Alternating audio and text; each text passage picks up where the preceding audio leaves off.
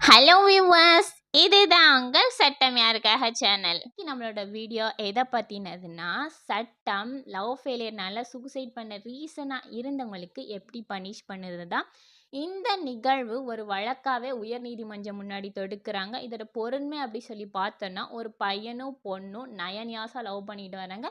அப்புறம் ஏதோ ஒரு ரீசனால அந்த பையன் அந்த பொண்ணை பிரேக்கப் பண்ணுறாங்க.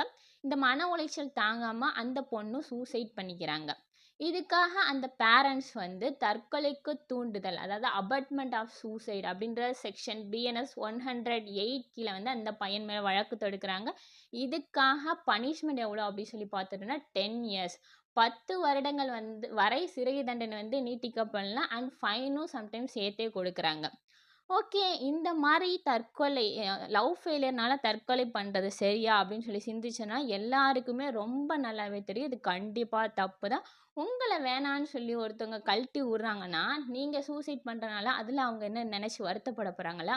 அவங்க ஜாலியாக அவங்களோட லைஃப்பை நோக்கி ஸ்டெப் பை ஸ்டெப் முன்னோக்கி நடந்துட்டு மட்டும்தான் இருப்பாங்க. இதுக்காக யாருக்கு பெயின் நம்ம சேர்க்க போகிறோன்னா, நம்மளோட பேரண்ட்ஸ் மட்டும்தான். அவங்க மட்டும்தான் லைஃப் ஃபுல்லாக நினச்சி அழுதுகிட்டே இருப்பாங்க.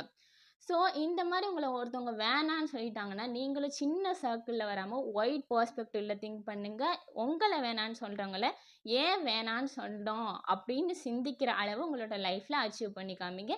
இந்த வீடியோ உங்களுக்கு பிடிச்சிருந்தா மறக்காமல் லைக் பண்ணுங்கள், ஷேர் பண்ணுங்கள் அண்ட் சப்ஸ்கிரைப் பண்ணுங்கள். தேங்க்யூ.